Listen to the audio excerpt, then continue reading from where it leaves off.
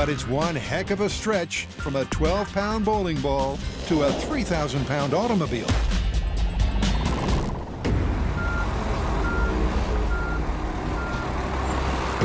Today is a crazy day. We're literally dropping a car from a crane.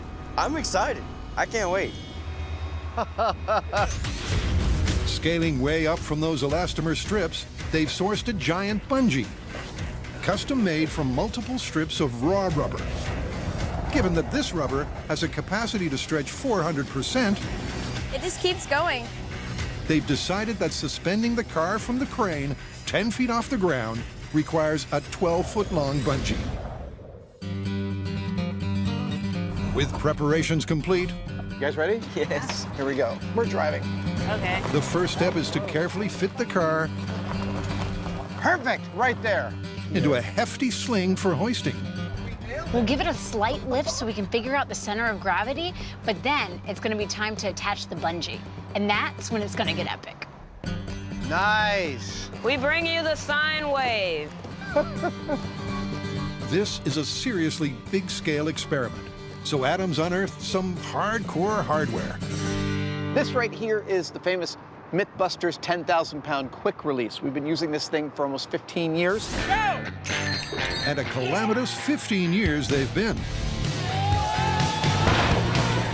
Regular viewers saw this rig used when the guys restaged a TV commercial to see if a car dropped from the sky would beat a similar car racing along the ground from the same distance. Holding 105! Here comes the car! After much careful consideration, this one was busted. It also played a big part in the elevator of death myth. This is a 10,000-pound movie special effects quick release. Going to attach it to this really big shackle. The premise was that jumping in the air just before a free-falling elevator hits the ground could save your skin. The survival technique was a bust, but the quick release was a total success. Adam hopes that today, it's just as reliable. It is activated by this pneumatic cylinder, which gets its air from this pneumatic tank, setting off this quick release and letting this car supposedly hover in midair for a few hundred milliseconds. But first, they have to get it off the ground. The massive bungee stretches and stretches. It's still going. For a while, there's serious doubt it will actually lift the car. We have liftoff. Oh my goodness. That's crazy. I thought we were in trouble there for a second, but we're fine. That's a lot of stretch on that thing.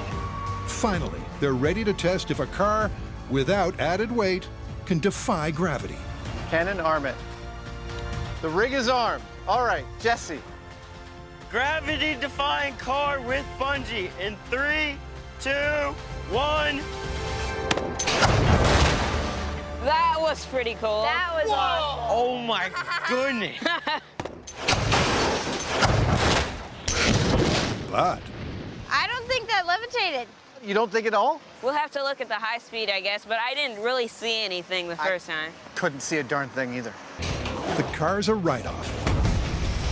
But what about the myth? Well, the high speed has the answer. They've done it. That's 476 frames, which is 95.2 milliseconds. That's not very long, but that's still pretty cool. And there's every chance there's something cooler to come, because this is a two-part grand finale. You know what's better than dropping a car? Dropping a car twice, which is what we're about to do. In all of the scale testing, the Mythbusters kept determining that the hover time could be increased by putting an equivalent weight to the payload at the top of the stretchy medium they were experimenting with. And that is exactly what I'm sitting on. A vessel of water equivalent in weight to the car behind me. We're gonna put this at the top of the bungee with the car at the bottom and see if we can increase the gravity-defying properties of that car. Stop. All right, this is the final hookup. You can start to go up, Nick. Again, the delicate lift proceeds at a snail's pace to hopefully avoid snapping the bungee. This is what flying cars will look like in the future. And the team has stretched an unlikely physics phenomenon to the limit. And whether it hovers or not, they're all keyed up for a smashing finale. This is for the glory. It's even better than last time. Car bungee test with weight. Final test in 3, 2, 1. But they're left hanging. That's awkward. What did I do? That's 6 tons dangling midair. And the very real chance it could all come crashing down at any second. What we found is we think that the safety pin didn't fully come out, or the electronics at the top haven't been working. Either way, we'll figure something out to get this down, I hope. This still has no safety on it. The car and tank are lowered inch by precarious inch until Adam can safely assess and repair. Stop! We had a failure of the rig in midair, which was pretty scary because this weighs several thousand pounds and so does that. We isolated the problem to an air leak, which no longer exists, and we should be able to drop a car soon.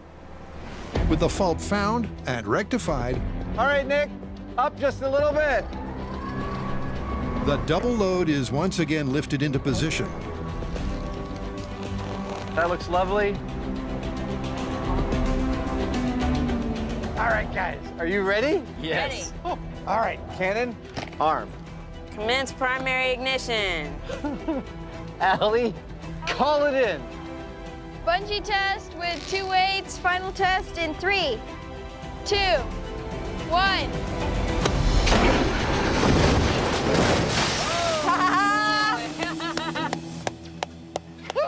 That was amazing! That was a huge explosion, and it just completely chopped the car in half. Oh, yeah. That was so much fun.